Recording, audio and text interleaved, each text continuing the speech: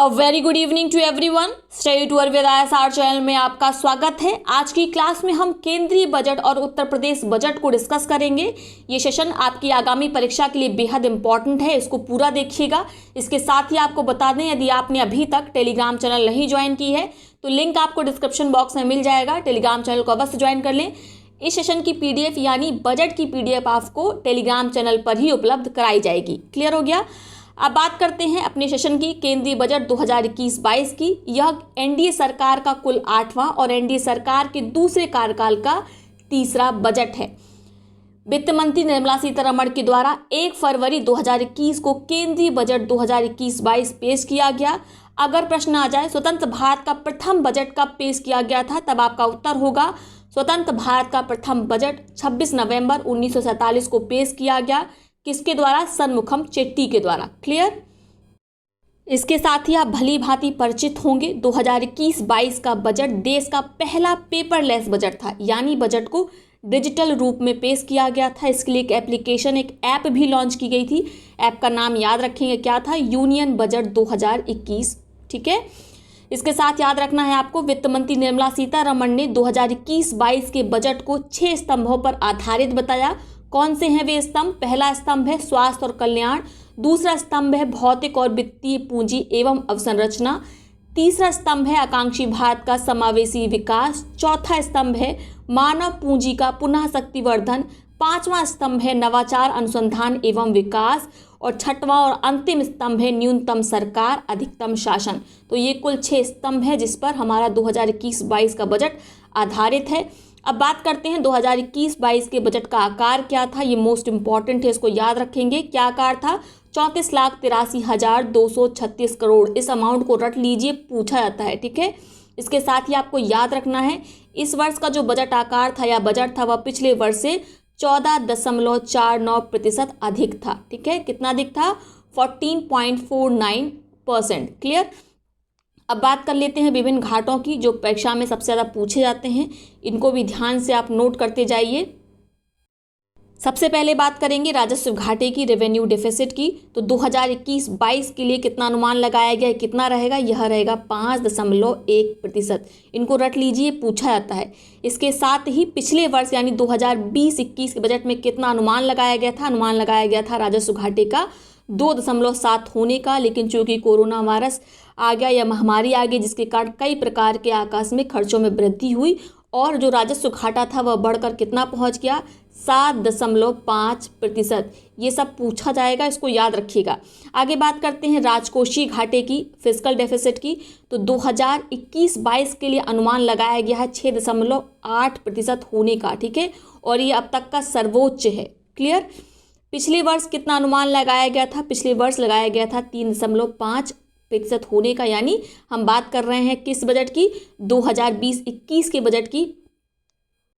इसके साथ नोट करेंगे 2021 का जो बजट था 2020-21 का, उसमें जो राजकोषीय घाटा था वह बढ़कर कितना हो रहा? संशोधित क्या था अमाउंट? 9.5%। कारण वही कोरोना वायरस महामारी और आकस्मिक खर्चे। क्लियर। अब बात करेंगे प्राथमिक घाटे की। तो इस वर्ष अनुमान लगाया गया कि कितना रहेगा? 3.1%। यानी 2021-22 के बजट में अनुमान लगाया गया है कि जो प्राथमिक घाटा है वह 3.1% रहेगा। वहीं पिछले वर्ष कितना अनुमान लगाया गया था? 0.4% का, लेकिन कोरोना वायरस महामारी और आकस्मिक खर्चों के कारण यह बढ़कर कितना हो गया? 5.9%। तो ये जो नीचे लिखा है ये संशोधित है, इसको नोट कर लीजिए। और ये पिछले वर्ष का क्या है? अनुमानित है। इस वर्ष का अनुमानित ये है, याद रखेंगे। इसके साथ प्रभावी राजस्व घाटा देख लीजिए। 2021-22 के बजट में अनुमान लगाया गया है 4.1% रहने का। क्लियर। तो इन सबको नोट कर लिए, मोस्ट इंपॉर्टेंट है। जैसा हमने आपको बताया, इसकी PDF हम टेलीग्राम चैनल पर शेयर कर देंगे। आप टेलीग्राम चैनल को अवश्य ज्वाइन कर लीजिए।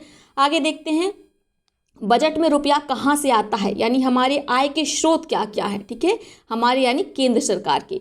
तो देखिए, सबसे ज़्यादा अगर हम मान लें पूरा बजट 1 रुपये होता है, या इसको परसेंटेज में भी आप देख सकते हैं। अगर हमने यहाँ पर माना है कि पूरा बजट 1 रुपये का है, तो सबसे ज़्यादा आय कहाँ से होती है? उधार एवं देयताओं से। ठीक है।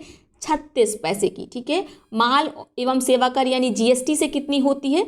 15 पैसा। ठीक है। आयकर से 14, निगम कर कॉर्पोरेट टैक्स से 13 और सीमा शुल्क से 3। ठीक है, आप इसे परसेंटेज में भी देख सकते हैं। कई बार ये क्रमवार लगाने को आ जाता है या प्रश्न इस प्रकार बन जाता है कि इनकम टैक्स अधिक था कि जीएसटी से अधिक आय हुई सरकार को। तो आपको याद रखना है जीएसटी से आय अधिक हुई, कितनी हुई 15%। वहीं अगर हम बात करें आयकर इनकम टैक्स तो कितनी हुई 14%। निगम कर उससे भी कम था 13। तो इस क्रम को जरूर याद करिए, मोस्ट इंपॉर्टेंट है। बीच के हमने छोड़ दिए क्योंकि वो परीक्षा की दृष्टि से इतने इंपॉर्टेंट नहीं थे। आपको मुख्य रूप से 3 याद रखने हैं, एक तो माल एवं सेवा कर यानी जीएसटी, फिर आयकर याद रखेंगे, निगम कर याद रखेंगे, सीमा शुल्क याद रख सकते हैं। न्यूनतम रहा कितना 3%। क्लियर। अब ये तो हो गई आय की बात। अब बात करते हैं बजट में जो पैसा आता है उसको हम कहाँ खर्च करते हैं। ठीक है, तो हमारे व्यय के सोर्सेस क्या क्या हैं। तो इसमें सबसे बड़ा जो सोर्स है व्यय का वह क्या है, जो हम ब्याज अदायगी करते हैं, वह कितना है 20 पैसा यानी 20% है। ठीक है, उसके बाद हम राज्यों को कुछ हिस्सा देते हैं। ठीक है, आप कितना देते हैं, जो कुल केंद्रीय हमारी इनकम होती है, टैक्स होता है, उसका लगभग 40% रहता है। तो कुल जो व्यय है उसका वो कितना प्रतिशत है 16% है, यानी 16 पैसा है। ठीक है, ये स्टेट का हिस्सा है, राज्यों का हिस्सा है। ठीक है, करों और शुल्कों में।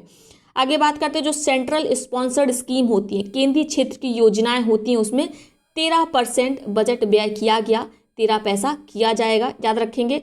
आर्थिक सहायता में कितना किया जाता है, तो यह किया जाता है 9 पैसा। क्लियर। ठीक है, हम बात कर रहे हैं 2021-22 के बजट की, नोट करते जाइए। सबसे ज़्यादा ये पूछा भी गया है रक्षा और पेंशन, तो ये यहाँ पे मोस्ट इंपॉर्टेंट है, याद रखेंगे। बजट का 8% व्यय हुआ है 2021-22 के बजट में, कितना 8% रक्षा में, पेंशन में कितना 5 पैसा। शायद पेंशन में पिछले वर्ष 6 पैसा था या 6% था, इस वर्ष 5% या 5 पैसा है, याद रखेंगे। सब इंपॉर्टेंट है, नोट करते जाइए। आगे बात करते हैं निर्यात में किन वस्तुओं का कितना अंश रहा। तो सबसे ज़्यादा आप जानते हैं पेट्रोलियम उत्पाद का निर्यात होता है। इस बार दूसरे नंबर पर औषधि फॉर्मुलेशन पहुंच गया, जबकि हमेशा जो पिछला ट्रेंड था वो हमेशा क्या रहता था, मोती और बहुमूल्य पत्थर दूसरे नंबर पर रहते थे। लेकिन जो औषधि फॉर्मुलेशन था कोरोना महामारी के कारण यह दूसरे नंबर पर पहुंच गया निर्यात के अंश के मामले में। ठीक है, लोहा एवं इस्पात ये तीसरे नंबर पर है, फिर है इलेक्ट्रिकल मशीनरी। तो ये क्रम जरूर याद रखिएगा, पूछा जा सकता है क्योंकि यहाँ पे नया चीज़ इंट्रोड्यूस हुआ, औषधि फॉर्मुलेशन। क्लियर। आगे बात करते हैं आयात में अंश क्या है, हमने क्या चीज़ें मंगाई, तो ये ऑलमोस्ट सिमिलर ही है। पहले नंबर पर पेट्रोलियम क्रूड है, दूसरे नंबर पर पेट्रोलियम पदार्थ है, फिर स्वर्ण है, फिर टेलीकॉम उपकरण है और फिर है कोयला, याद रख पाएंगे। अब आगे बात करते हैं हमने जो वस्तुगत आयात किए हैं वह किन स्रोतों से किए हैं। तो सबसे ज़्यादा हमारा जो आयात होता है वह चीन से होता है। उसकी भागीदारी कुल कितनी है आयात में 17.7, यानी भारत जितना आयात करता है उसका 17% तो हम कितना चीन से ही कर लेते हैं। ठीक है, दूसरे नंबर पर अमेरिका है, तीसरे नंबर पर यूएई है, चौथे नंबर पर हांगकांग है और 5वें नंबर पर है सऊदी अरब। क्लियर। निर्यात के मामले में हम किन देशों को सर्वाधिक निर्यात करते हैं, किसका परसेंटेज शेयर ज़्यादा है, तो 18%, जितना हम कुल निर्यात करते हैं उसका 18% हम कहाँ निर्यात करते हैं, अमेरिका में। और यहाँ पर ज़्यादातर हमने क्या निर्यात किया है, औषधि फॉर्मुलेशन। ठीक है, दूसरे नंबर पर चीन है, डिफरेंस आप देख सकते हैं। कहाँ हम उनसे मंगाते हैं 17.7%। ठीक है, और कहाँ हम उन्हें भेजते हैं मात्र 7.8% हम उन्हें केवल भेजते हैं। तो लगभग 10% का बड़ा गैप है। ठीक है, फिर तीसरे नंबर पर यूएई है, फिर हांगकांग है, फिर सिंगापुर है। तो देखिए हांगकांग और सिंगापुर की पोजीशन सेम है, यानी चौथे नंबर पर यह आयात में भी हमारा भागीदार है और निर्यात में भी चौथे नंबर पर ही भागीदार है, याद रख पाएंगे। सेम स्थिति आपकी यूएई की भी है। क्लियर हो गया। आगे देखते हैं आगे क्या है। ओके, आगे है सब्सिडी मदवार, पूछा जाता है, बहुत इंपॉर्टेंट है। किस मद के लिए कितनी सब्सिडी अलॉट की गई है इस बजट में, यह मोस्ट इंपॉर्टेंट है। तो कुल कितनी सब्सिडी का प्रावधान किया गया आप देखेंगे 3,35,361 करोड़ का अमाउंट, याद रखेंगे। देखिए इसमें जितना भी मैंने लिखा है वो मोस्ट इंपॉर्टेंट है, छांट काट के ही लिखा गया है। तो ऐसा मत करिए कि इसमें से कोई डेटा आप छोड़ दें, इसको एज इट इज़ आपको रट लेना है। सबसे ज़्यादा सब्सिडी किस क्षेत्र में दी जाती है, तो वह दी जाती है खाद्य सब्सिडी। ठीक है, दूसरे नंबर पर उर्वरक का नंबर आता है और तीसरे नंबर पर आता है पेट्रोलियम का। तो याद रखना है खाद्य पहले नंबर पर, फिर उर्वरक, फिर पेट्रोलियम। क्लियर। रक्षा के लिए कितना आवंटन किया गया, अमाउंट पूछा जा सकता है। तो यह कितना है 4,78,195 करोड़। क्लियर हो गया।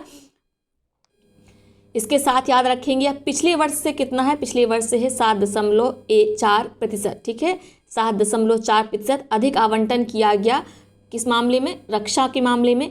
इसके साथ आप ये जान सकते हैं जितना पिछले साल बजट में आवंटन किया गया था रक्षा के मामले में उससे कहीं ज़्यादा खर्च हुआ, जिसके कारण अगर हम संशोधित आकलन करेंगे यानी संशोधित आंकड़ों से कंपेयर करेंगे तो यह 1% से भी कम है। ठीक है, जो ये बढ़ोतरी हुई है बजट आवंटन में अगर हम संशोधित आंकड़ों से कंपेयर करेंगे तो वह 1% से भी कम है। तो सभी फैक्ट्स को ध्यान से सुनते जाइए। ठीक है, आगे बात कर लेते हैं प्रमुख आवंटन जो हुए हैं, प्रमुख जो फंड अलॉट किया गया है बजट में, ये परीक्षाओं में पूछा जाता है। तो सबसे पहले बात करेंगे शिक्षा के क्षेत्र में कितना आवंटन हुआ है, 93,224 करोड़ का आवंटन किया गया है। ठीक है, वहीं हेल्थ सेक्टर मोस्ट इंपॉर्टेंट कितना किया गया हेल्थ के लिए, 74,602 करोड़ रुपए का आवंटन किया गया स्वास्थ्य के लिए।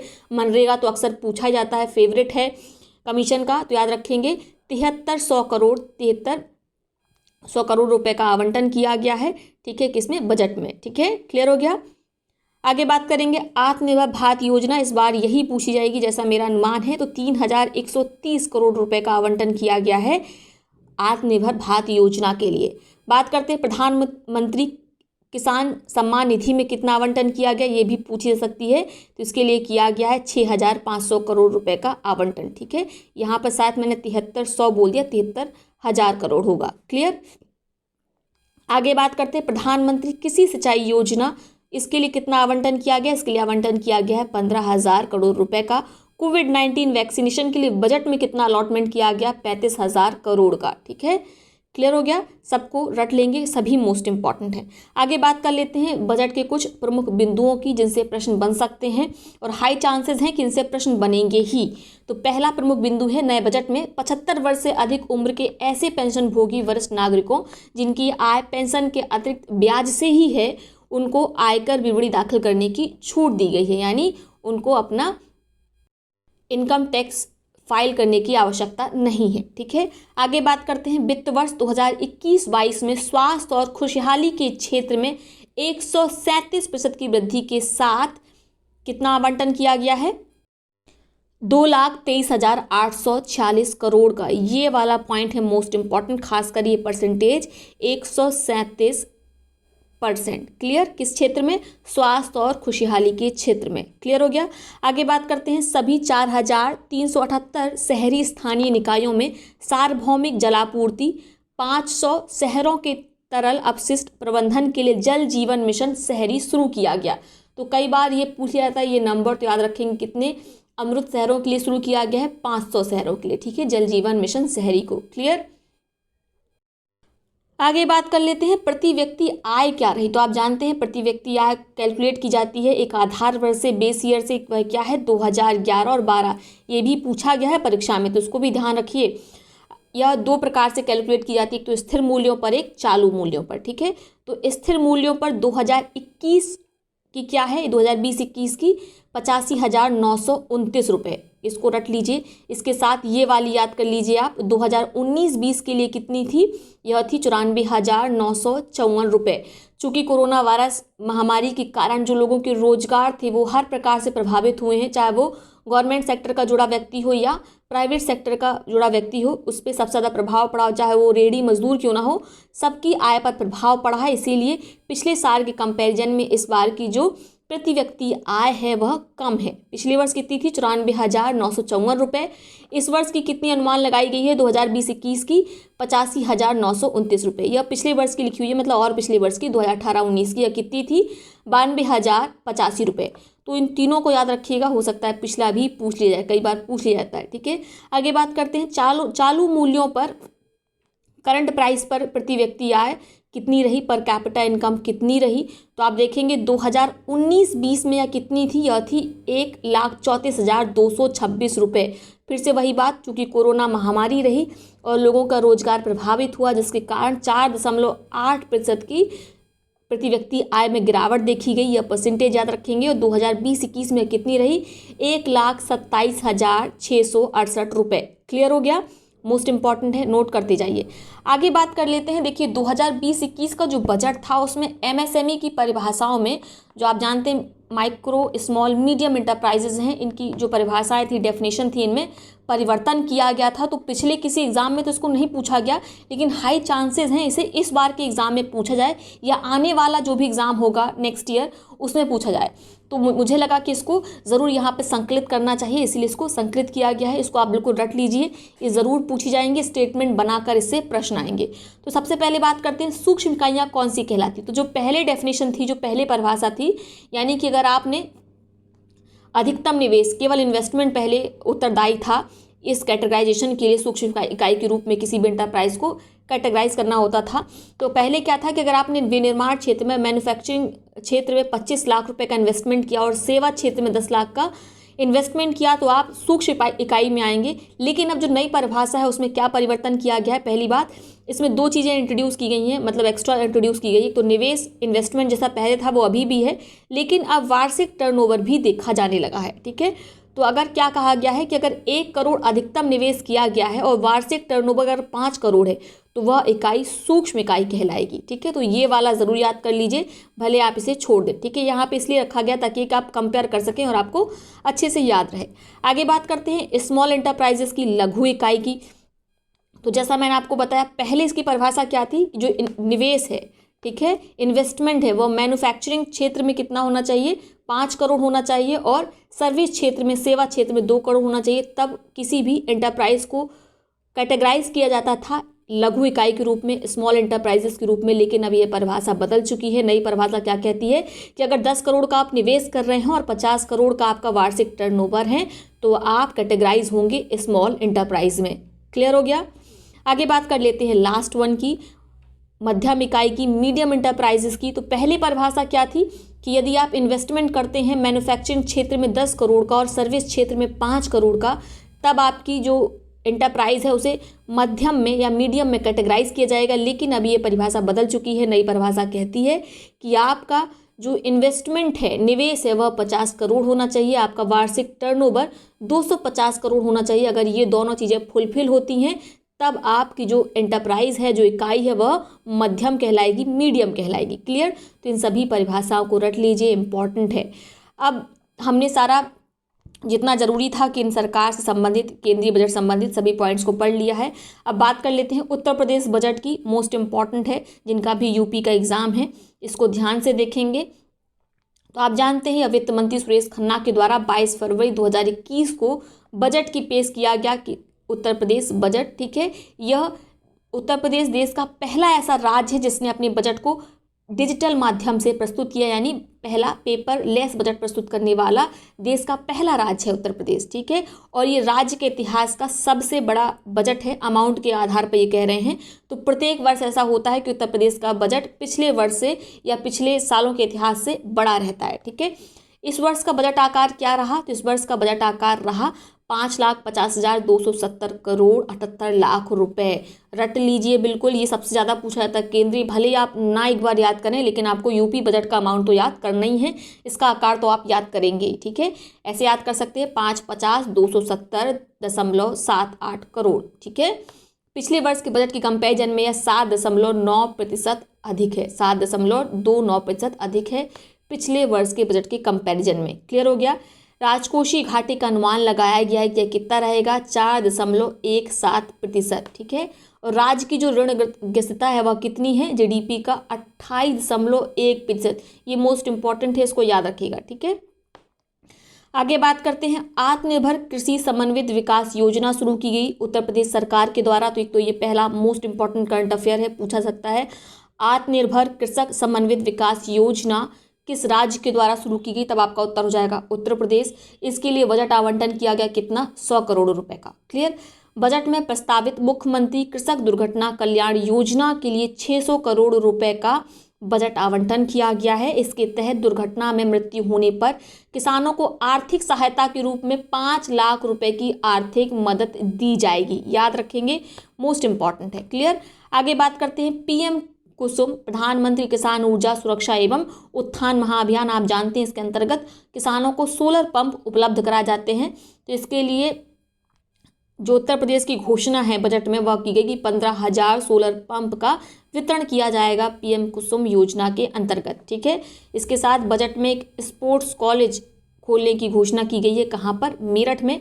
ऐसा प्रश्न पूछा सकता है कि इससे पहले कहाँ खोलने का निर्णय लिया गया था। तो पहले डिसाइड किया गया था कि इसे लखनऊ में खोला जाएगा, लेकिन कुछ रणनीतिक कमियों के कारण बाद में इसे ट्रांसफ़र कर दिया गया। कहाँ? मेरठ में। ठीक है, तो अब जो नया स्पोर्ट्स कॉलेज खुलना है, विश्वविद्यालय खुलना है, यूपी का पहला है ये विश्वविद्यालय। ठीक है, ये कहाँ खुलेगा? मेरठ में। वाराणसी में गोकुल ग्राम की स्थापना की जाएगी, मोस्ट इम्पॉर्टेंट। ठीक है, इसके साथ याद रखेंगे चक गजरिया इलाहाबाद में अटल मेडिकल यूनिवर्सिटी खोली जाएगी। तो सभी पॉइंट्स को नोट कर लीजिए। अब बात कर लेते हैं उत्तर प्रदेश के प्रमुख एक्सप्रेसवे की खूब चर्चा में रहते हैं और इनसे प्रश्न बने इसके हाई चांसेस हैं। तो सबसे पहले बात कर लेते हैं पूर्वांचल एक्सप्रेसवे की। यह गाजीपुर को लखनऊ से जोड़ेगा। ठीक है, इसकी लंबाई कितनी है? 340.824 किलोमीटर। ठीक है, इसका जो पश्चिमी एंड है और जो पूर्वी एंड है, वेस्ट एंड और ईस्ट एंड, याद रखिएगा। देखिए, तो जो पश्चिमी एंड है वह क्या है? वह चांद सराय गाँव है। कहाँ पड़ता है? लखनऊ के पास। ठीक है, उसके बाद आता है आपका हैदरिया गांव, यह पड़ेगा गाजीपुर जिले में। तो चांद सराय से एक्चुअली ये कनेक्ट करेगा हैदरिया गांव को। अगर जिला पूछा जाए तो ये कनेक्ट करेगा गाजीपुर को लखनऊ से। ठीक है, 9 जिलों को जोड़ेगा आपका पूर्वांचल एक्सप्रेसवे। वे जिले कौन कौन से हैं? लखनऊ, बाराबंकी, सुल्तानपुर, अयोध्या, अंबेडकर नगर, आजमगढ़, मऊ होते हुए जो पूर्वांचल एक्सप्रेसवे है वह गाजीपुर पहुंचेगा। तो आपको याद रखना है कितने जिलों को जोड़ रहा है? 9 जिलों को। क्लियर? साथ में इनके नाम रख लीजिए। आगे बात करते हैं बुंदेलखंड एक्सप्रेसवे की। यह है मोस्ट इम्पॉर्टेंट।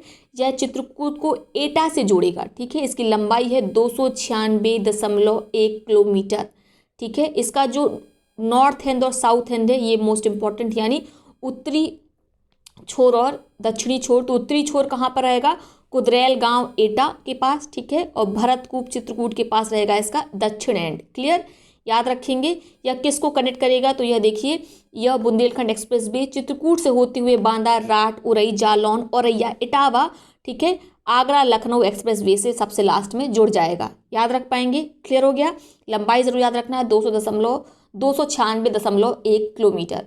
ठीक है, अब बात करते हैं गोरखपुर एक्सप्रेसवे की। यह गोरखपुर एक्सप्रेसवे कनेक्ट करेगा गोरखपुर को आजमगढ़ से। इसकी लंबाई है 91.352 किलोमीटर। ठीक है, तो याद रखिए 91.35 किलोमीटर है गोरखपुर एक्सप्रेसवे की लंबाई। यह किसको कनेक्ट करेगा? तो यह कनेक्ट करेगा संत कबीर नगर, आजमगढ़, गोरखपुर और संत कबीर नगर, आजमगढ़ और गोरखपुर को। अब बात कर लेते हैं सबसे लास्ट और सबसे इम्पॉर्टेंट गंगा एक्सप्रेसवे की। यह मेरठ को प्रयागराज से जोड़ेगा। इसकी लंबाई 594 किलोमीटर है। कई जगह आपको 1022 किलोमीटर देखने को मिलेगा।